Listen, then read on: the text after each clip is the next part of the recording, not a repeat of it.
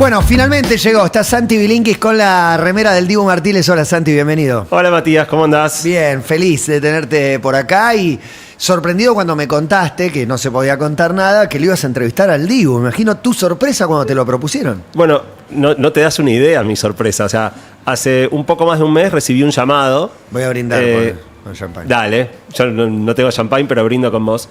Recibí un llamado sorpresivo donde me contaban que Adidas estaba lanzando una nueva campaña global para ayudar a los deportistas a lidiar con la presión negativa. Temazo. Un tema que aparte a mí me resuena mucho. La última columna del año pasado había sido sobre el síndrome del impostor, que está bastante emparentado. Y que estaban usando especialistas en neurociencia para investigar, poniéndole sensores en la cabeza a deportistas de élite para tratar de entender qué nos pasa en el cerebro cuando enfrentamos presión y por qué algunas personas logran manejar la presión mucho más que otras. Y como ellos sabían que era un tema que a mí me interesaba, me querían ofrecer la increíble oportunidad de entrevistar a uno de los más grandes deportistas de la historia. Te dice, mira, tenemos estos pasajes, vía Londres y después... Londres, Coventry, en realidad...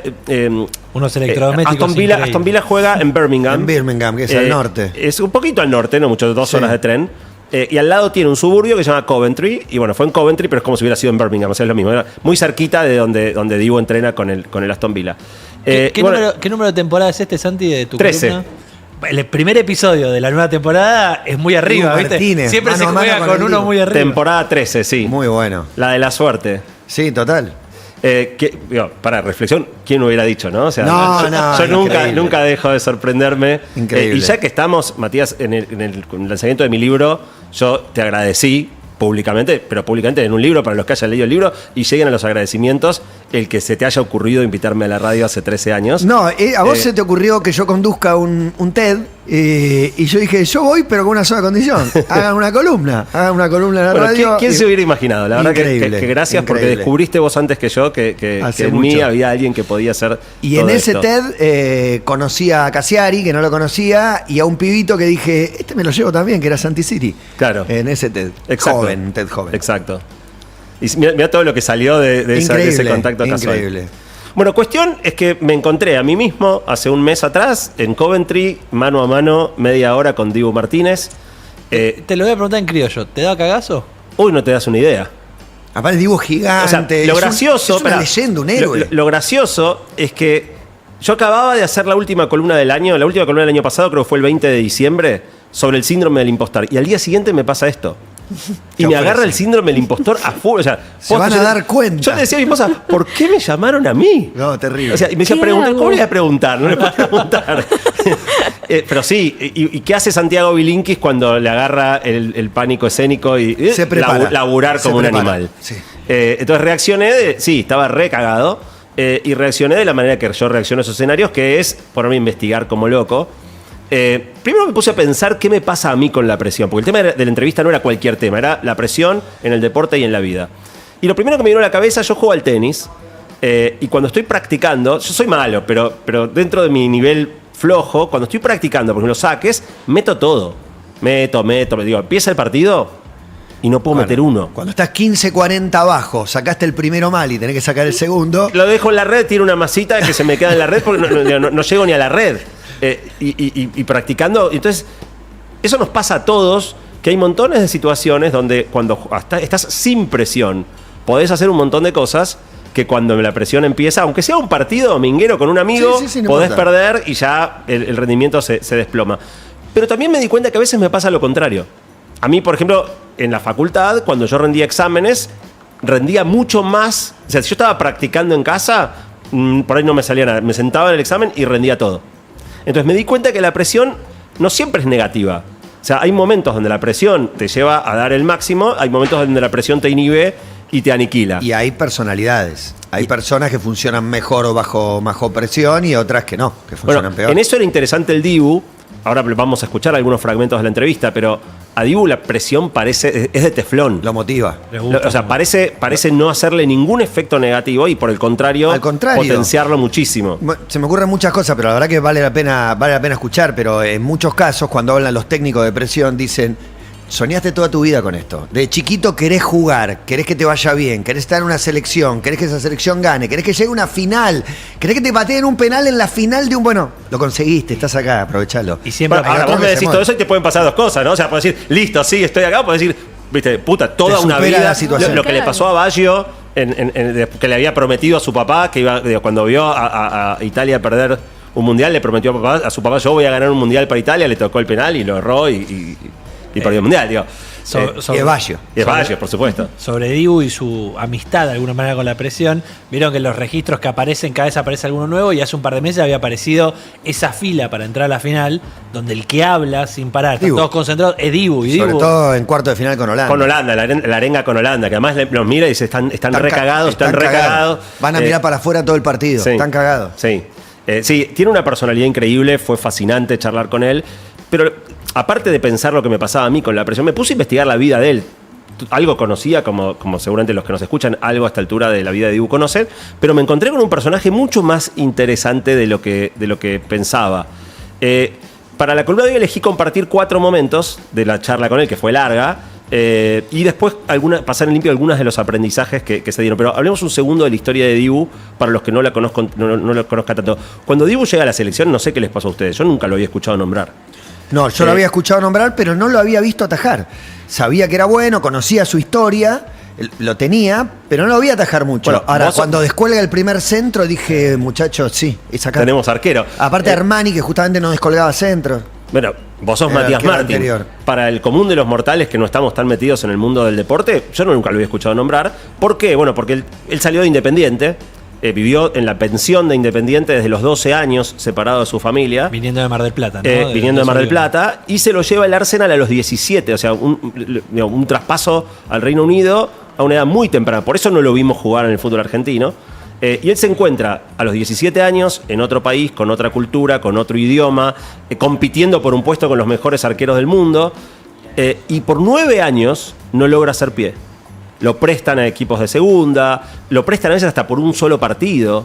Que yo me imagino, me pongo los zapatos de un jugador, que el club que es dueño de tu pase te preste y a veces hasta sin cargo, debe ser muy duro de sobrellevar. Mentalidad cero tenés que tener para tenés que bancar. Y 9 años sin continuidad, ya tenía 26 años, que para un arquero, digamos, podés sentir que se te está pasando la hora, y llega el Mundial de Rusia, no Qatar. Llega el Mundial de Rusia, 2018, y él va como espectador, porque no saca jugaba. pasaje y va con el hermano. Va con el hermano a ver el Mundial, y cuando está mirando desde afuera de la cancha, le dice al hermano, el próximo Mundial voy a atajar yo. Impresionante. Decime, o sea, bueno, escuchemos el fragmento 1, porque Dale. le pregunto eso y hablamos de eso. Dale. 2018, venías ya de creo que 9 años acá en el Reino Unido sin haber podido terminar de asentarte como titular en Arsenal, con varios préstamos, digamos, sin jugar con la regularidad que necesita un arquero para poder mostrar todo su potencial. Y probablemente en el momento más duro de tu carrera pasó esa famosa anécdota de que fuiste al Mundial de Rusia, y desde la tribuna le dijiste a tu hermano, el próximo Mundial yo voy a estar atajando ahí. ¿De dónde sacaste esa fuerza, esa convicción para creer en vos al punto de decir en 4 años voy a estar de titular de la selección argentina? Yo siempre fui cumpliendo objetivos, mismo que no jugaba o no lo hacía, ayudé a mi familia económicamente, me ayudé a mí mismo a superarme año a año. Yo generaba contratos de renovación y a ganar más dinero sin jugar, porque lo que entrenaba y por lo que generaba en el grupo, siempre ganaba algo. No era que no jugaba y siempre perdía. Cuando fui a ese mundial y vi ese equipo y decía, yo tengo que estar, yo voy a estar, y no dije, no voy a estar en el próximo mundial, dije, voy a atajar el próximo mundial a mi hermano. Si no lo logro, me vuelvo a Argentina, le dije. O sea, ¿viste la película de lo que...? Vi, dije, tengo la edad perfecta, voy a eso.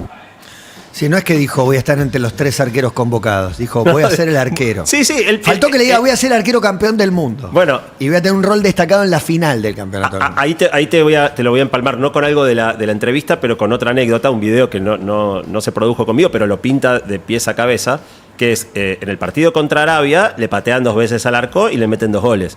Para un arquero es duro, o sea, soñaste toda la vida. Él en el 18 dijo, voy a estar ahí, llegó a estar ahí, a 33 partidos invicto, ataja en el debut, 2 tiros al arco, 2 goles. Cualquier arquero, de nuevo, estaría con la confianza dañada. Hay un video que circuló mucho en las redes, después del partido, donde él pone su celular, lo deja en el piso y dice 2-0 a México. 2-0 a México, repite, se aleja un poquito, vuelve, agarra el teléfono y dice, y el mejor del mundial voy a ser yo.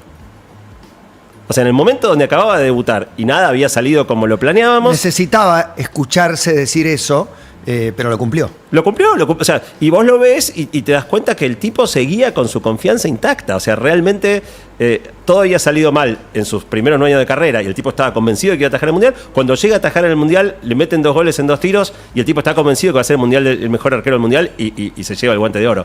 Realmente tiene una personalidad muy, muy única. Vos, de conversar un minuto, como vos dijiste, verlo bajar el primer centro, hablar un minuto ya te das cuenta que es una persona distinta. Que hay algo muy, muy especial en él. Y eso es clave para un arquero por lo que transmite desde atrás. Y la diferencia más importante es su cabeza. Así que escuchemos la segunda parte donde hablamos de cómo se hace una cabeza como la de Dibu. A ver. Vos sabés que Adidas está ahora trabajando en esta nueva campaña que tiene que ver con cómo lidiar con la presión y cómo la presión afecta a los deportistas. Y si hay algo que caracteriza tu fútbol, digamos, tu carrera, es tu fortaleza mental. Así que me gustaría empezar preguntándote cómo hiciste, o sea, cómo se hace una cabeza como la de Dibu Martínez. Bueno, muchos dirán con locura, ¿no? Yo me la fui haciendo de joven, la verdad. Siempre fui un enfermo por el fútbol, un enfermo por la familia. Yéndome a los 12 años a la pensión de Independiente, crear amistades. Hoy en día tengo un mejor amigo que vivió conmigo en la pensión del Rojo. Me hizo un hombre muy rápido. Pasé de un niño a ser un hombre en un año. Para mí la fortaleza mental no es solo qué bien ganaste un mundial, sino a lidiar con las cosas, decir que no, entender con la joda, el alcohol, el fumar. He tenido muchos amigos que no pudieron decir que no y no están hoy en día en el fútbol profesional. Ya fui ganando desde que soy muy chico en esas cosas. No tomo alcohol, no salgo de joda. Estoy 24/7 pensando en fútbol y eso me lleva a ser el arquero que soy hoy en día. Hay algo muy interesante en ese testimonio que, o sea, yo creo que la verdadera diferencia de Dibu está en la cabeza. O sea, más allá de que obviamente tiene unos reflejos sin condiciones increíbles. No te podés dedicar y entre los arqueros de grandes, excelentes condiciones, la cabeza puede hacer una diferencia. Y él laburó eso desde el inicio de su carrera. Dibu fue un precursor de pensar el entrenamiento mental como la mayoría, ningún futbolista profesional descuida su físico, bueno, algunos sí, pero normalmente no. Dibu se toma su trabajo mental con la misma seriedad con la que toma el entrenamiento físico. Y el entrenamiento invisible que le dicen, el descanso, la alimentación. Es uno de los primeros deportistas que habla tan abiertamente de su psicóloga. Bueno, en la entrevista me contó sobre eso. También usa una app de meditación que la usa para dormir. Tiene un montón de prácticas que tiene que ver con trabajar sobre su cabeza para lograr esa serenidad, esa fortaleza. El tercer minuto que quiero compartir de la entrevista obviamente tiene que ver con la final del Mundial. El partido más importante para la carrera de cualquier deportista. Supongo que ustedes se acuerdan la mañana del 18 de diciembre de 2022, los nervios que teníamos todos. Sí. Vos en Qatar, nosotros acá. Digo, siento que lo íbamos a ver desde el sillón o vos desde la cabina. O sea, sí. Imagínate tener que estar adentro de la cancha, siendo el arquero, con la ilusión de 45 millones de personas, 36 años de espera. Sos el arquero y del otro lado está Griezmann, Dembélé, Mbappé. Es lo más lindo del mundo que te puede pasar, pero como está muy dicho por ahí en Muchachos, es el mejor día de tu vida o el peor día de tu vida. Bueno, estás por vivir. ¿Cómo llega Dibu a la final del Mundial? En el tercer fragmento nos cuenta un poco y una charla especial que tuvo con su papá justo antes de ese partido. Me acuerdo que mi papá me dijo antes de la final, tratá de no cometer errores, ¿entendés? Y es una final del mundo, no jugués tan al límite con los pies, pasarla rápido, viste, que yo tiento a esperar al rival, pasarla, viste, estoy muy tranquilo. Y yo le dije, papi, yo voy a jugar un partido normal, no voy a pensar en cometer un error, porque ahí es donde cometés un error. Es el partido más importante en la historia de cualquier jugador, o cualquier deportista, o no sé, cualquier chico que está pateando la pelota, es jugar un mundial. Entré a la cancha en una final del mundo y dije, pase lo que pase, estoy jugando en la final del mundo, voy a jugar como jugué en el barrio del Jardín de Mar del Plata toda mi vida. Y jugué muy, muy libre de la cabeza, la verdad.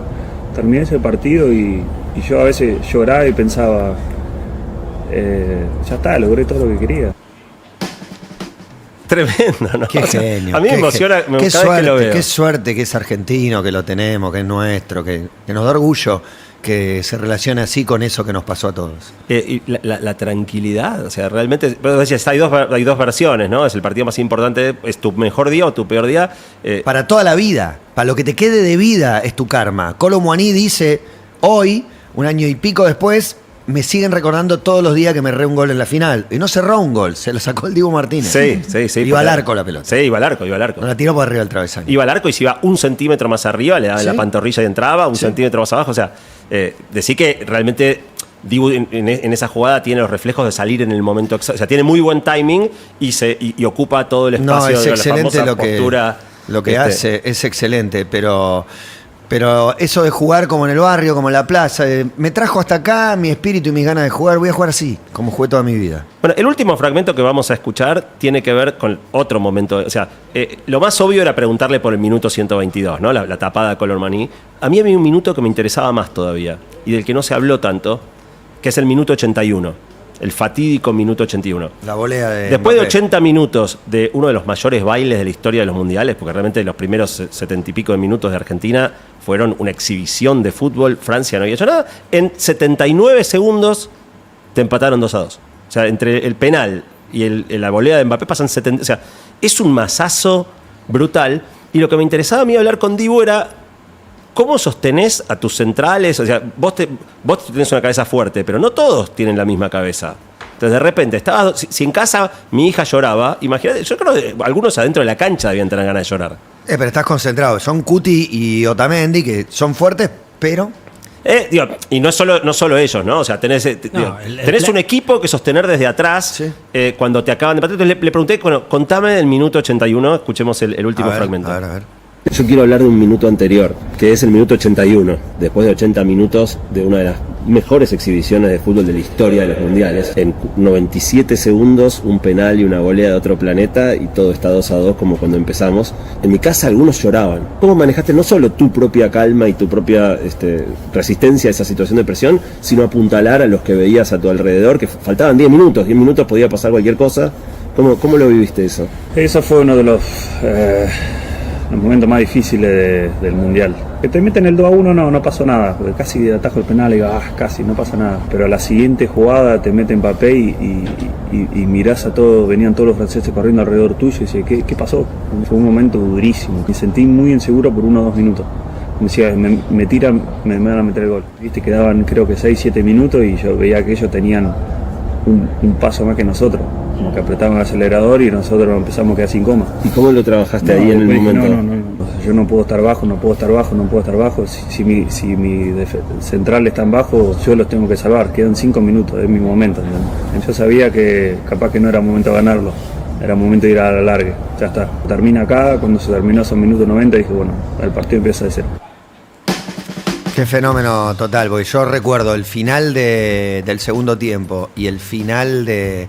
Bueno, el final de la largue fue distinto, pero ahí no lo perdimos de pedo. De hecho, hay una jugada que Cuti Romero para mí se la pasa a Dibu, era pase atrás, adentro del área chica, un tiro libre, no sé. ¿Y la que revienta a Dybala en qué situación es? En el alargue. En el alargue, en el segundo tiempo del alargue. Sí.